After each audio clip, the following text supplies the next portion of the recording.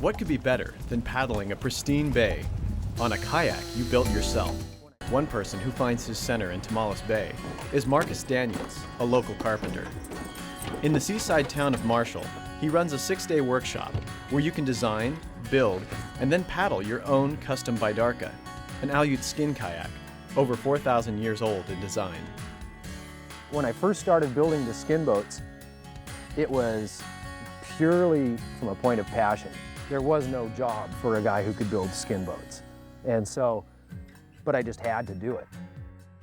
Learning, trying to become better and better at it, studying like an obsessed person to learn about the background of the boats, the cultural aspects of them, going to museums, looking at how the joinery was done. You don't have to be a woodshop expert to make your own boat. It's an involved but simple process. And as Marcus explained to me, your boat can be customized to your body dimensions and as authentic as you want it to be. Do you want to make it all out of driftwood, just like the ancients did? Well, go right ahead. Marcus will support you all the way. The islands where these boats were invented, the Aleutian Islands, there are no trees that grow there. And yet they were able to make these boats just from the driftwood that they would find piled up on their shores. And I would imagine that you'd have to wait a long time to collect enough driftwood. I could imagine it taking a year to gather up enough crooks and to work up the pieces just to start putting together a boat. Watching Marcus is like watching a Renaissance painter. The man gets so passionate about what he does, and he loves sharing it with other people, including his own family. A couple of times when I came in, his daughters and his wife would be there, and his wife's actually working on her own boat. It's a King Island Umiak. Well, when I saw her carving these lines into the gunnels of the boat, I asked her what function they serve, and she told me they don't actually serve a functional purpose. They're a completely artistic expression that the ancient Aleuts would use to bond the boat builder with his or her own craft. While there's a certain amount of precision that goes into building a bidarka, there's a lot of artistry as well. After a few days of tough work, you're rewarded as the boat takes shape. It's a beautiful hybrid of function and design. Of course, the best feature of a bidarka is designing it for your personal use. When the boat is being carried, you need a way to hold on to it. So this measurement here is from my knuckles there to the inside of my elbow. So the measure of my forearm perfectly locks in so that I can pick it up really easily. So another measurement was the width of the boat, and that was based on the paddler's arm length from fingertip to the inside of their arm. Now this boat is designed just for you, isn't it? It perfectly fits my body, yeah. And the end result? A beautiful craft, weighing about 35 pounds and responsive to your every move. A skin of polyurethane-treated nylon, more durable and certainly more eco-friendly than traditional sealskin, is stretched taut over the ribbed framework.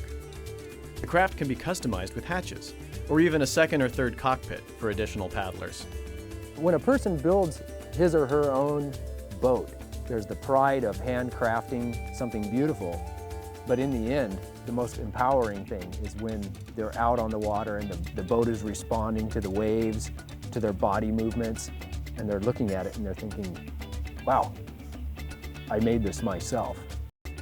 You don't have to be a woodworking genius to build your own bidarka with True North boats. Courses are flexible. You can work a solid 6 days, or space it out over a period of months.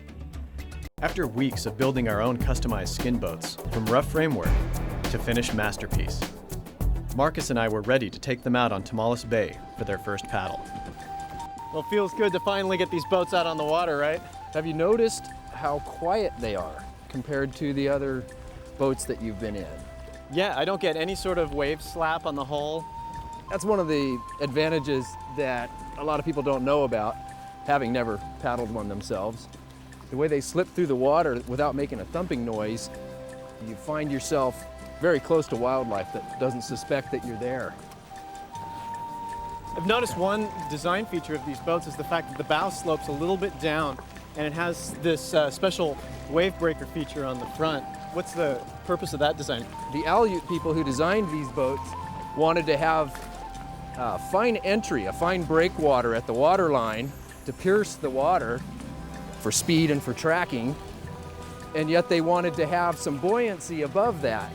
The underside of the upper portion actually acts like the underside of a surfboard. These boats are so well designed. You really get an appreciation for the innovation of the ancient Aleuts once you get them out on the water. And they're so responsive. You just think, I'll paddle in this direction.